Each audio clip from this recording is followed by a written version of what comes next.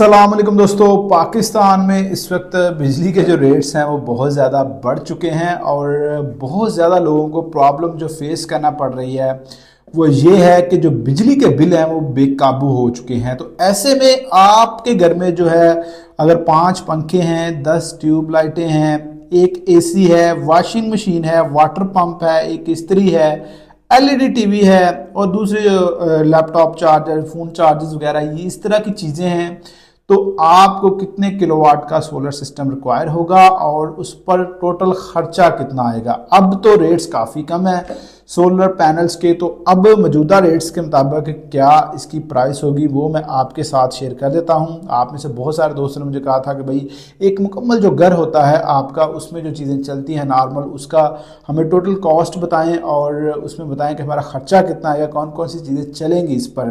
तो चलो दोस्तों, मेरे पास इस वक्त मैंने तमाम जो इसकी लिस्ट है वो बना के रखी, मैं आपके साथ शेयर कर देता हूँ।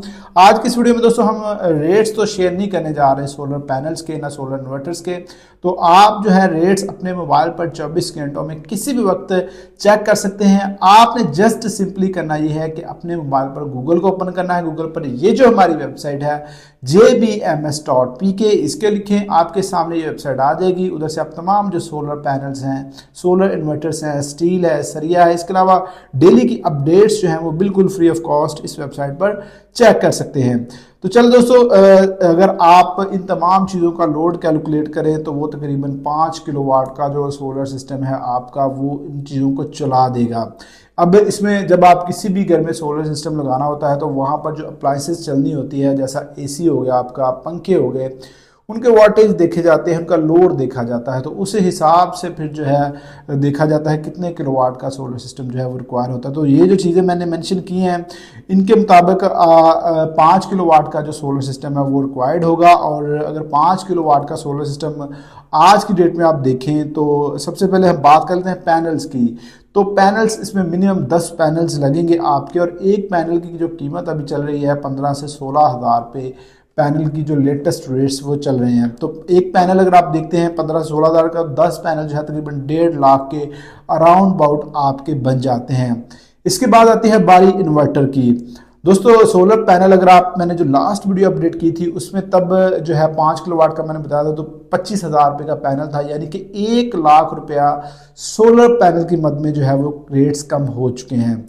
इन्वेरिक्स फेरोन 5.2 किलोवाट का सोलर इन्वर्टर की अगर बात करें, या फिर फ्रोनस में आप 5.2 किलोवाट या 5 किलोवाट के सोलर इन्वर्टर की बात करें, तो भाई इन्वेरिक्स में अगर जाएंगे तो थोड़ा महंगा आपको तकरीबन 2.5 लाख के राउंड अबाउट देखने को मिलेगा, और अगर आप फ्रोनस में जाएंगे तो वो तकरीबन 1.35 से 1.40 के राउंड अबाउट आपको जो है 5 किलोवाट का इन्वर्टर मिल जाएगा। तो इस तरह अगर आप इधर इन्वेरिक्स का लगाते हैं तो 2.5 लाख रुपया उसका लगा लें। इसके बाद स्ट्रक्चर जो है उस पर आपकी तकरीबन कॉस्ट जो है वो वैरी कर सकती है। 50 हज़ार रुपये में भी स्ट्रक्चर बन सकता है आपका, 80 हज़ार रुपये में भी बन सकता है, 1.5 लाख भी आप लगा सकते हैं। तो मैं यहाँ पर तकरीबन जो अच्छा स्ट्रक्चर है तो वो मैं यहाँ पर लगाता हूँ, तो तकरीबन 80 हज़ार रुपये के राउंड अबाउट आपका अगर स्ट्रक्चर पर खर्चा आएगा। इसके अलावा डीसी केबल्स, प्रोटेक्शन डिवाइसेस और दूसरी इस तरह की एसेसरी जो है तकरीबन 50 हज़ार रुपये के राउंड अबाउट इस पर खर्चा आएगा। ये 70-75 तक भी जा सकता है अगर आप इनमें जो है क्वालिटी मज़ीद बेहतर करते जाएँ। मैंने नॉर्मल क्वालिटी में इनको ऐड किया है। इसके अलावा अब आ जाते हैं लेबर चार्जेस पर। तो लेबर चार्जेस आपके 20 से 25 हज़ार रुपये मिनिमम लेबर चार्जेस जो हैं वो आएंगे अगर अच्छा कारीगर आप बुलाएंगे।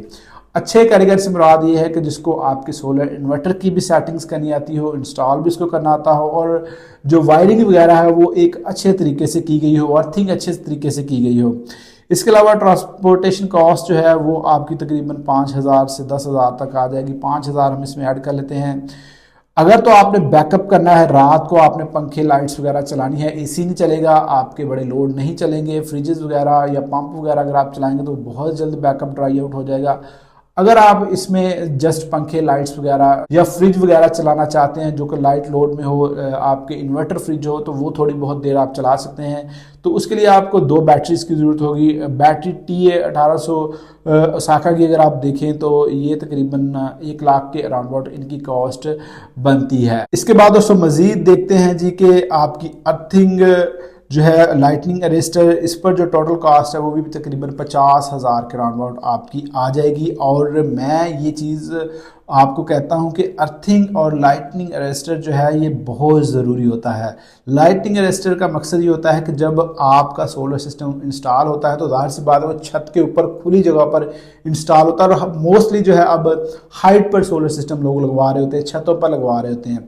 तो जब आसमानी बिजली गिरती है तो वो जो पॉइंट उसके पास होता है ऊंचाई में, उसके ऊपर वो गिरती है। तो ऐसे में अगर आपका सोलर सिस्टम जो है वो लगा हुआ है और वो ऊपर छत के ऊपर है, हाइट पर है, तो उस पर बहुत ज़्यादा चांसेस होते हैं कि उस पर लाइटिंग जो है वो बिजली जो है वो आसमानी वो गिर जाए। तो इसके लिए ख़ास कर मैं उन लोगों को कहूँगा, या खुले मैदानों में ट्यूबवेल वगैरह पर जो सोलर सिस्टम लगे हुए हैं या ऊंची छतों पर लगे हुए हैं, उधर लाइटनिंग अरेस्टर लाजमी लगाएं। उससे आपको फ़ायदा होगा आने वाले वक्तों में अगर बिजली वगैरह गिरती है तो ये तकरीबन 50,000 रुपये इसका आपका ऐड होगा। नेट मीटरिंग अगर आप करवाना चाह रहे हैं तो फिर आपका जो है उसमें 1 से 1.5 लाख रुपया आपका मज़ीद ऐड हो जाएगा। लेकिन उसका बेनिफिट ये होगा कि आपका जो बैटरीज बैकअप के लिए आपने जो पैसे रखने हैं वो उधर से माइनस हो जाएंगे। तो ये जो है बैटरीज़ के पैसे आप लगा लें, या फिर आप जो है नेट मीटरिंग वैसे ये जो ऑफिशियल है मैं वो बता रहा हूँ, बाकी इस पर जो है ज़्यादा कॉस्ट आती है, रिश्वत वगैरह आपको देनी पड़ती है, वो सारे मामलात आप सब दोस्तों को पता है, उसके मैं गहराई में नहीं जाता। तो अगर आप इन तमाम का एस्टिमेट देखें, ये जो मैंने चीज़ें आपको बताई हैं, इन्वर्टर बताया है, सोलर पैनल्स बताए हैं, स्ट्रक्चर बताया है, तो ये जो तकरीबन कुल मिलाकर आपकी जो कॉस्ट है ये 7 लाख के राउंड अबाउट बन रही है। इसमें अगर आप बैटरीज निकाल दें तो 6 लाख, नेट मीटरिंग निकाल दें या बैटरीज निकाल दें 6 लाख डायरेक्ट आप चलाते हैं। तो इसमें बाकी इसमें जो है मैंने तमाम चीज़ें शामिल की हैं, इसलिए थोड़ी सी हायर साइड पर आपको कॉस्ट नज़र आ रही है। इसमें आप जो है 3-4 लाख में भी ये सिस्टम इंस्टॉल कर सकते हैं अगर आप लोकल इन्वर्टर इसके साथ लगा दें। पैनल्स आपको पता है 1.5 लाख में आपके आ जाएंगे, बाकी नॉर्मल वाइट्स यूज़ कर लें। जो कारीगर है उसको भी आप मैनेज कर सकते हैं, अगर आप खुद इंस्टॉल कर सकते हैं वो भी पैसे आपके बच जाएंगे, और भी काफ़ी चीज़ों में पैसे बचाए जा सकते हैं। लेकिन ये जो मैंने कॉस्ट बताई ये प्रॉपर आपका जो इंस्टॉल होता है 5 किलोवाट का सोलर सिस्टम, ये उसकी कॉस्ट बताई है। इसमें आपको मैंने पहले बताया कि 5 तकरीबन पंखे चलेंगे, 10 से 15 लाइटें चलेंगी, फ्रिज चलेगी, एसी चलेगा, इन्वर्टर एसी की बात कर रहा हूँ 1.5 टन का एसी इस पर चल जाएगा, वॉशिंग मशीन चलेगी, वाटर पंप चलेगा, इसके अलावा और इस्त्री, एलईडी टीवी और दूसरी जो छोटी मोटी चीज़ें हैं वो भी आपकी इस पर चल जाएंगी। यूनिट्स ये तकरीबन आपके जो है महीने के 300 से 400 यूनिट सेव करेगा, जो कि मेरे ख्याल से अगर आज की डेट में इसका बिल देखा जाए तो 20,000 प्लस बनता है अगर आपके 300 प्लस यूनिट्स चले जाते हैं। तो 20,000 से 30,000 आपका माहाना बिल बचेगा, और जो है आपकी कॉस्ट जो है जो आई होगी 1 से 2 साल में वो आपको वापस मिल जाएगी, यानी कि ये एक तरह से आपकी इन्वेस्टमेंट होगी।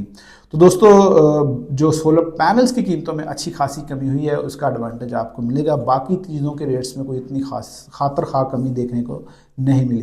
दोस्तों ये थी मेरी आज की वीडियो। उम्मीद करता हूँ आपको वीडियो पसंद आई होगी। वीडियो पसंद आई है तो वीडियो को लाइक और शेयर जरूर कीजिएगा। मिलते हैं नेक्स्ट वीडियो में, तब तक अपना ख्याल रखिएगा। अल्लाह हाफिज़।